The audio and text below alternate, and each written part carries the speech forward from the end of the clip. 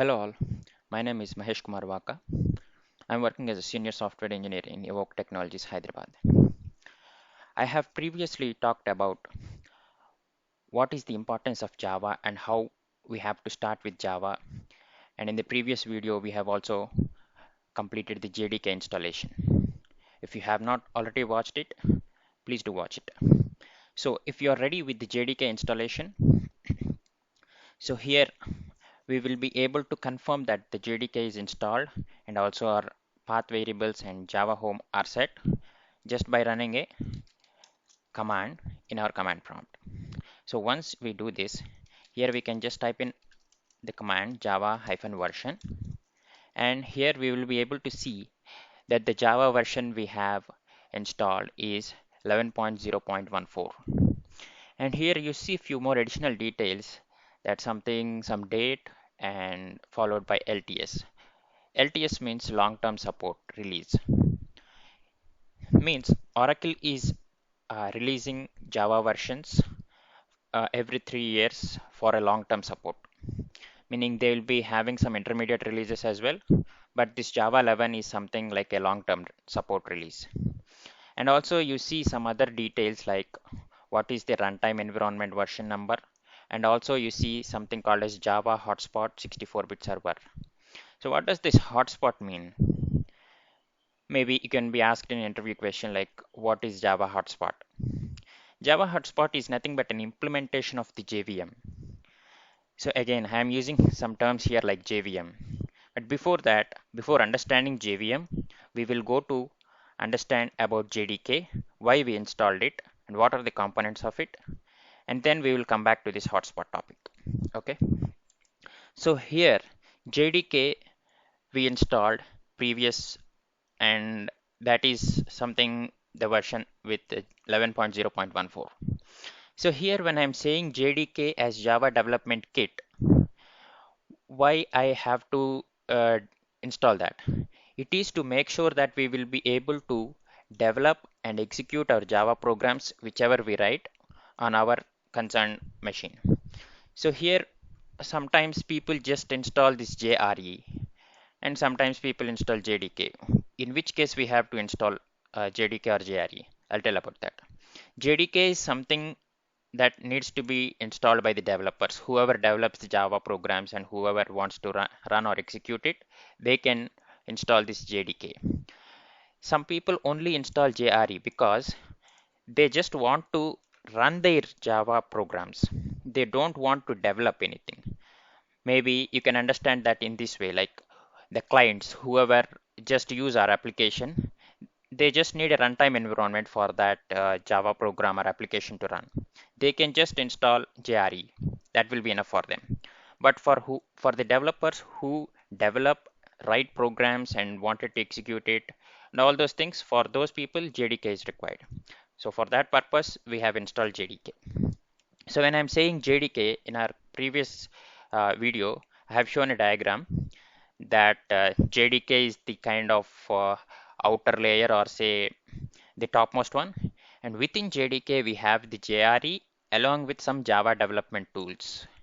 Here when I'm saying Java development tools, if you want to write your Java program and if you want to compile it and if you want the execution of the program, we need some tools, right?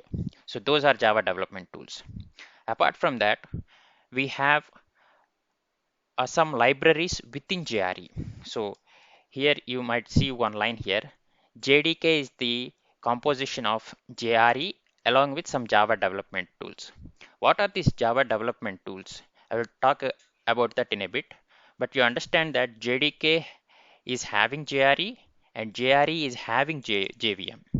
So that's how the uh, layer is. So JDK I have put on the top, and within that we have the JRE.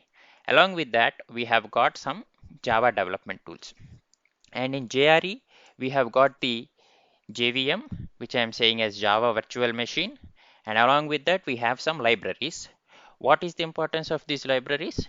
It will help our Java program to be executed and to just see the output of it.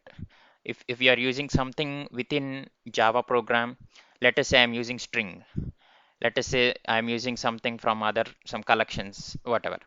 So those things are supported by these Java libraries. So as of this video, I am just focusing on few things like Java development tools. When I'm saying Java development tools, let us say I have written some program in Java, but I want to run it. First of all, before running it, I'll have to compile it, meaning I have to make sure that whatever code I have written, uh, that has to be compiled first. So for that, we have an application called Java C. Where can you find this?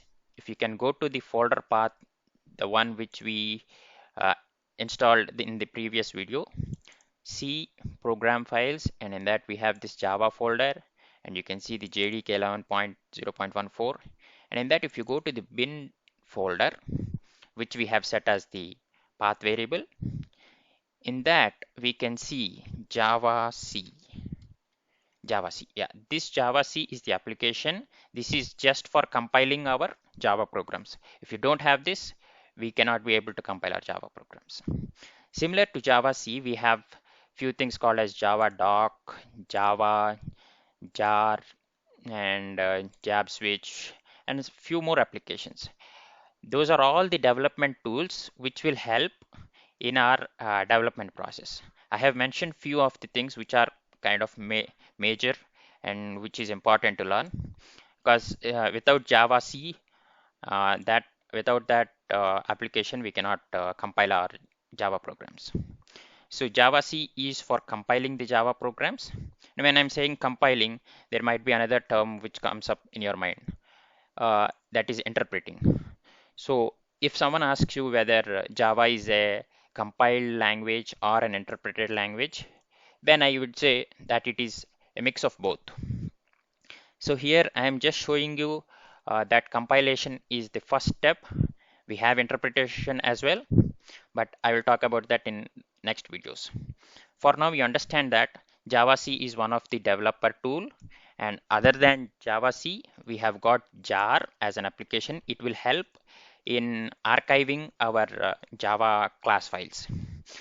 And other than that, we have a tool called Java Doc. It will help in creating or generating the documentation. How we will do that and why and when we will do that, I will discuss later. But understand that these are the development tools which are much more needed. Java C is for Java compilation, jar is for Java archiving, and Java doc is for generating the documentation, and JDB is about the Java debugger. So if you want to debug the Java programs, this is necessary. And we have got another tool called JConsole. This is a graphical user interface wherein we can monitor and see the statistics of our Java programs or the memory related things. So these will be understood later, but understand that there are many Java development tools within our JDK, which are something I have shown now. Like you will see the Java P and jar and so on and so on and so forth. Also, if you're clear about that, why JRE is needed?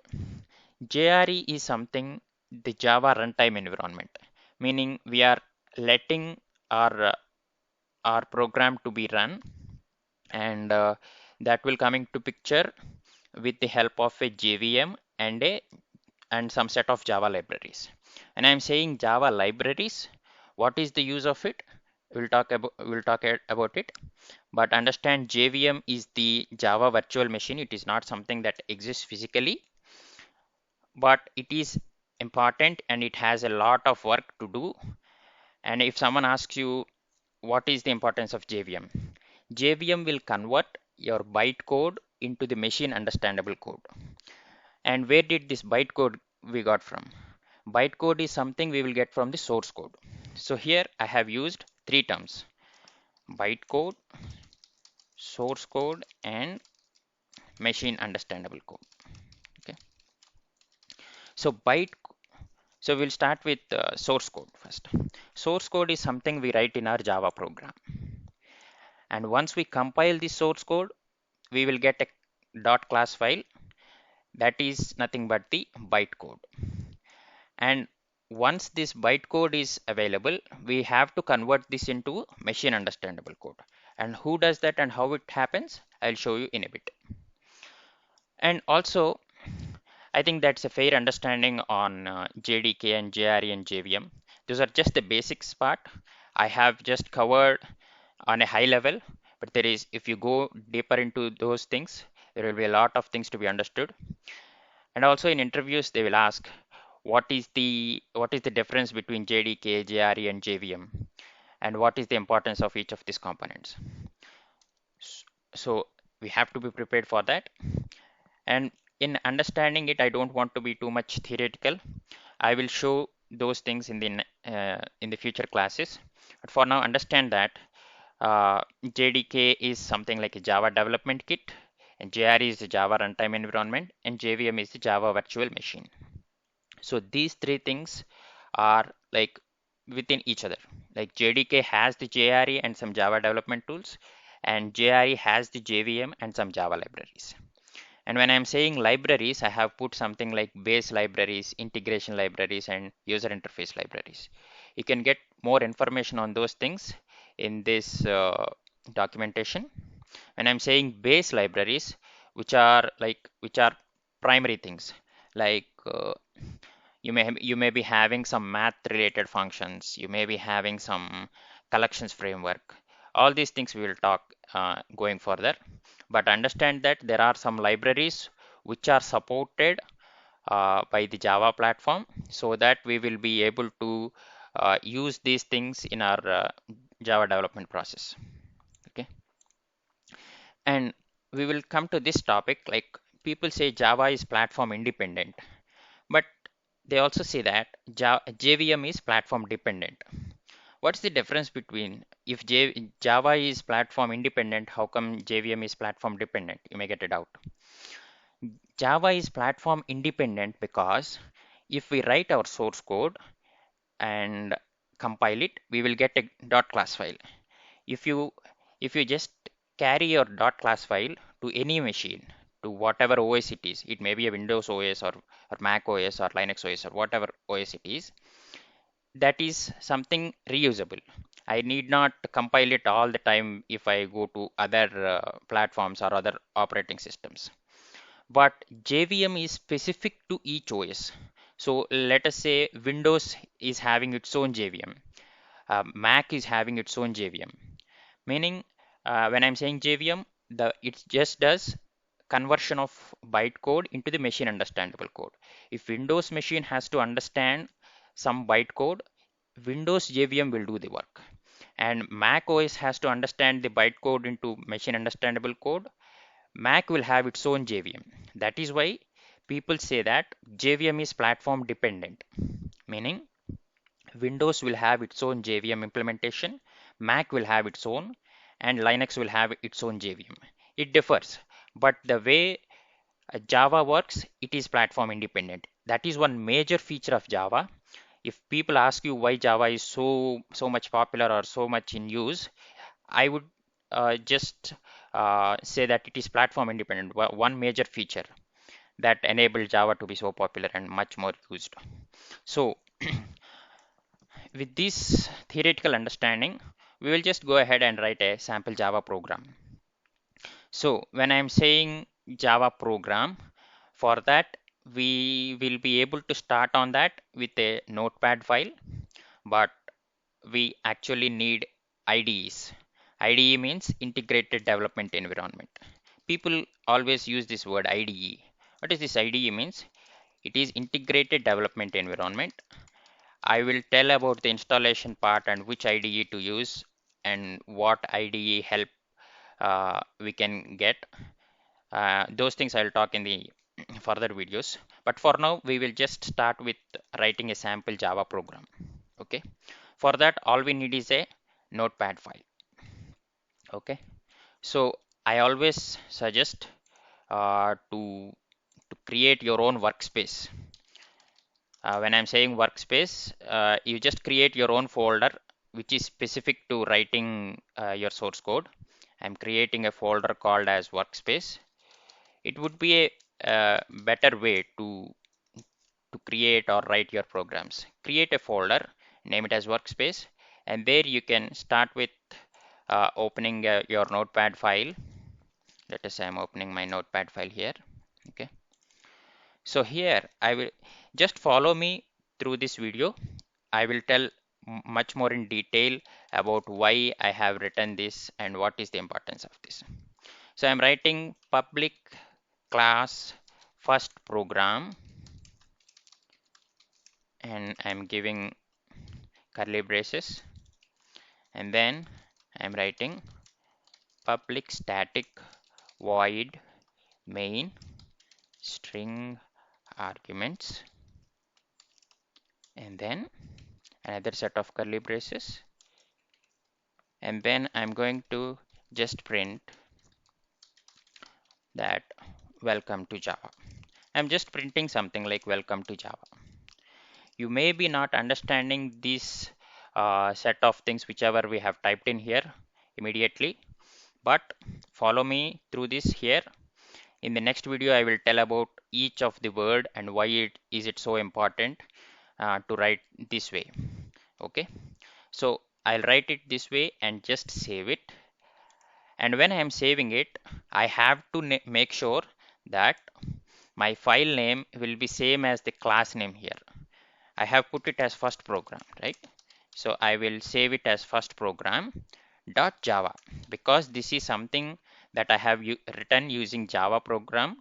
I have to name it as Java. So when people say that do you have the Java source code, they are talking about the .java files. So where to save this? I will save it in my workspace. Okay, I'll go to my workspace and just save this as first program .java. So with this, we have written one sample Java program, and it is ready to be compiled and executed. Okay, so for compilation, again, I have told you previously that Java C is the application or the utility. So for that, I am opening my command prompt here. Okay, and I am right in that workspace wherein I have my program. Okay, so here I have to do something to make sure that my program is compiled.